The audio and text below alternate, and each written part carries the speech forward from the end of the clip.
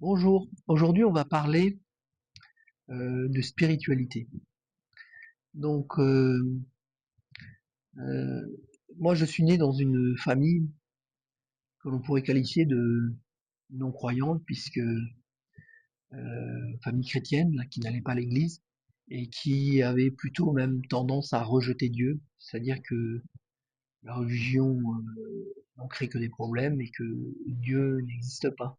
Je crois qu'on appelle ça des mécréants. Mais donc ce sentiment a été renforcé par mes études universitaires, parce que lorsqu'on fait les études universitaires, souvent on devient cartésien, c'est-à-dire qu'on ne croit que ce qu'on voit, et tout ce qui est de la spiritualité est lié à l'esprit, donc est invisible. Et lorsque j'ai démarré ma vie, j'étais comme mes parents, donc non croyant. Et au cours de ma vie, j'ai décelé différentes incohérences dans le discours officiel, dans les événements, et je me suis posé des questions. J'ai commencé à faire des recherches sur ces différents événements et c'est un peu comme une pelote de laine qu'on prend et on tire la ficelle et puis on sait jamais quand ça s'arrête. Et effectivement, je me suis rendu compte de fil en aiguille euh, que la plupart des informations historiques étaient fausses. Et la fin de la pelote de laine, là, c'est la spiritualité.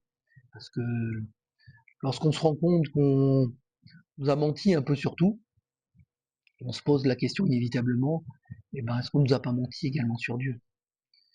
Et donc souvent j'ai rencontré plusieurs personnes qui ont fait le même parcours que moi, et à la fin, ils en arrivent à la même chose, à se poser des questions au niveau du sens de la vie et de l'existence de Dieu.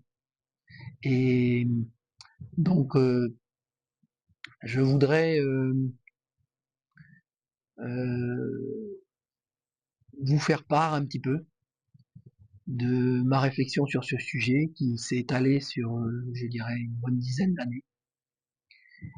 Et j'en suis arrivé à quelques conclusions qui valent ce qu'elles, qui n'engagent que moi et qui ont peut-être pas une valeur de vérité absolue, d'une vérité absolue, mais en tout cas qui sont actuellement ma vérité.